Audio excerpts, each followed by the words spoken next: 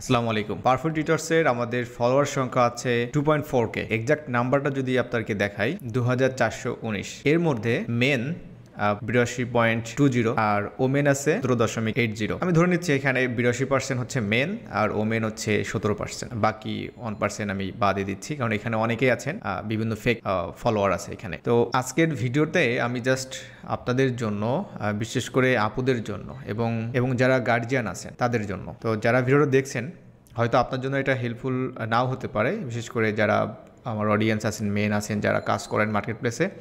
তো আমি রিকোয়েস্ট করব আপনাদেরকে যে অ্যাটলিস্ট ভিডিওটা শেয়ার করে দিবেন। যারা ফ্রিল্যান্সিং নিয়ে বা অনলাইনে ইনকাম বা এই অন্টারপ্রিনিয়রশিপ, অনলাইন মানি মেকিং ব্যাপার নিয়ে এখনও পর্যন্ত তাদের অ্যাওয়ারনেসটা ওইভাবে ক্রিয়েট হয় না, তাদের জন্য আমি এটা দেখানোর উদ্দেশ্য হচ্ছে, আমি যে ডেটাটা দেখাচ্ছি এটা আমার ফেসবুক এই পাওয়ারফুল টিউটরসের যে 400 যে কত যেটা বললাম, হ্যাঁ 419 যে ফলোয়ার আছে তার মধ্যে হচ্ছে 17% হচ্ছে আপনার ফিমেল আর মেল হচ্ছে আপনার 82%। এখানে আপনারা দেখতেই পাচ্ছেন। এবং তাদের যে বয়সের যে রেঞ্জটা আমার মনে হয় যে এটাই বোঝাচ্ছে এখানে বয়সের যে রেঞ্জটা নাকি।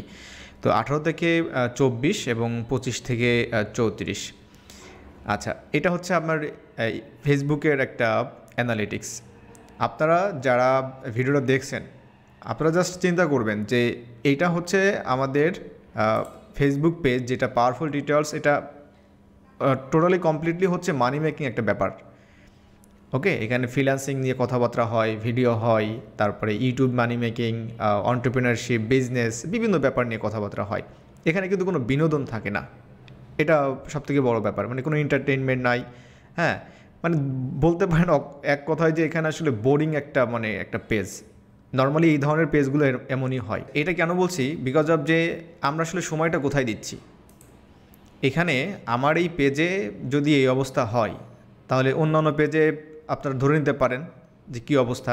অর্থাৎ এই ধরনের পেজ যারা বোরিং টাইপের কথাবার্তা বলে, অর্থাৎ যারা অনলাইনে ইনকাম করুন, ফ্রিল্যান্সিং, ডিজিটাল কাজ শেখেন ভাই, যারা আমরা এই বক করতেছি, সো তাদের অ্যানালিটিক্সগুলো নর্মালি এই ধরনের হয়ে থাকে।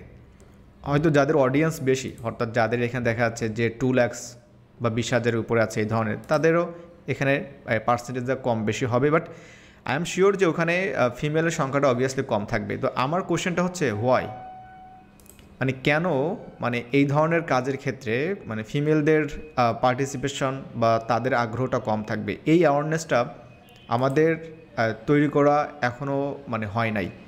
এটা হতে পারে ইন্ডিভিজুয়াল, ইন্ডাস্ট্রিয়াল বা গভর্নমেন্ট, যে কোনোভাবে হোক আমাদের এই ল্যাকিংটা আছে। আমরা বিগত সময় দেখেছি ফ্রিল্যান্সিং নিয়ে বিভিন্ন কথাবার্তা, বিভিন্ন অ্যাওয়ারনেস, ফ্রিল্যান্সিং কার্ড, হাবিজাবি এই ব্যাপারগুলো নিয়ে। বাট অ্যাকচুয়ালি কিন্তু আমাদের যে অবস্থা, এটা অবস্থা খুবই ভয়াবহ একটা অবস্থা।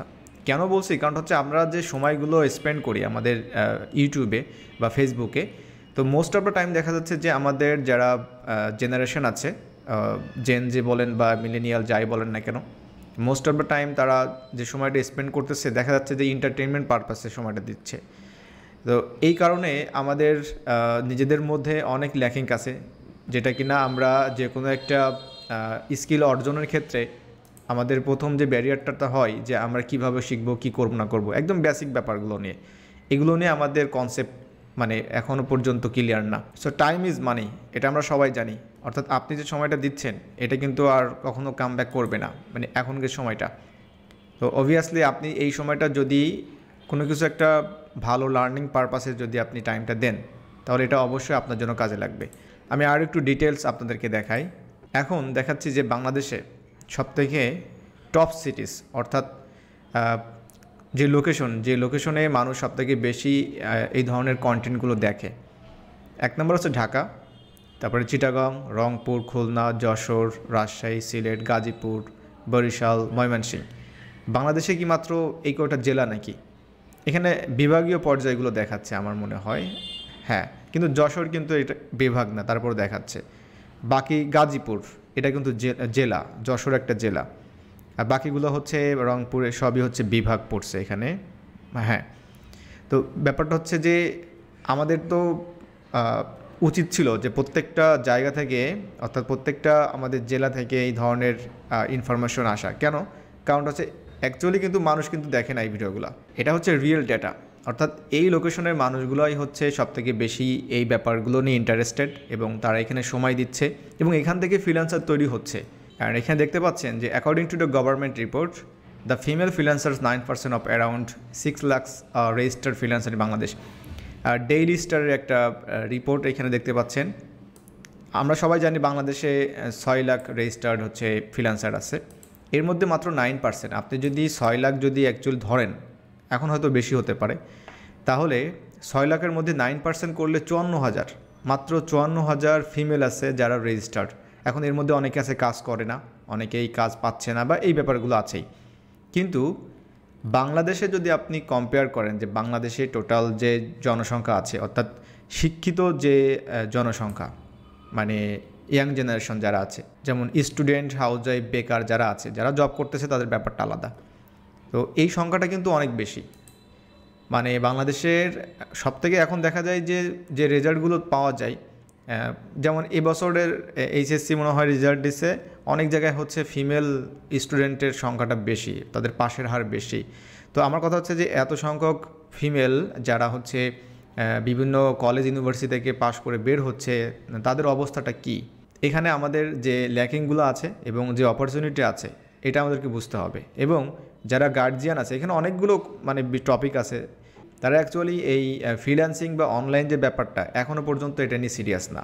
তো আমি জাস্ট এইটা অ্যানালিটিক্স ইনসাইট দেখানোর উদ্দেশ্য হচ্ছে এটাই যে এই আধুনিক যুগে আমরা সময়টা কোথায় ব্যয় করতেছি এবং আমাদের যে চিন্তা ভাবনাটা আছে এটা আমাদেরকে পরিবর্তন করা দরকার। বিকজ অফ যে ইন ফিউচার শুধুমাত্র মানে পাঠ্যপুস্তকে পড়াশুনো করে চাকরির জন্য পরীক্ষা দিয়ে চাকরি করা, এই ধরনের যে মানে ট্রেন্ডগুলা, এটা চেঞ্জ হয়ে যাবে ইন ফিউচার, আর বেশি দূরে নাই সেই দিনগুলা। তো অবভিয়াসলি এই কাজগুলো আপনাকে শিখতে হবে। মানে মানুষ যেমন আমরা ফিজিক্স, কেমিস্ট্রি, ম্যাথ, বায়োলজি পড়তেছি বিভিন্ন সাবজেক্ট নিয়ে, তো আপনাদেরও অনলাইনে এই ধরনের graphic design, digital marketing, web design, programming, এই ধরনের ব্যাপারগুলো আপনাদেরও মানে একটা জিনিস জানা থাকতে হবে। আপনি যে কোনো জায়গায় আপনি জব করেন না কোনো ব্যাপারগুলো নিয়ে। সো জাস্ট ভিডিওর উদ্দেশ্য হলো এটাই যে আপনাদেরকে কিছু ইনসাইট দেখানো যে মানে আমরা কোথায় টাইমটা স্পেন্ড করতেছি, মেন ওমেন, এবং আপনাদের মধ্যে একটা অ্যাওয়ারনেস তৈরি হোক এবং আপনারা সবাইকে জানাবেন। And obviously those you are watching still now, so if you have any queries like freelancing, digital marketing or online money making, so অবশ্যই লাইক ফলো দিয়ে আপনারা কোশ্চেনটা করবেন, and it's like a free consultant. Okay, so অবশ্যই আপনার কোয়ারিজগুলো সুন্দরভাবে আমাদেরকে লিখতে পারেন, আমাদেরকে মেসেজ দিতে পারেন, আর এই বিষয়ে চাইলে আমরা অবশ্যই আপনাকে একটা 1-to-1 গাইডলাইনের ব্যবস্থা করে দিতে পারবো। সো আজকের মতো এখানে বিদায় নিচ্ছি, ভালো থাকবেন সবাই, আল্লাহ হাফিজ।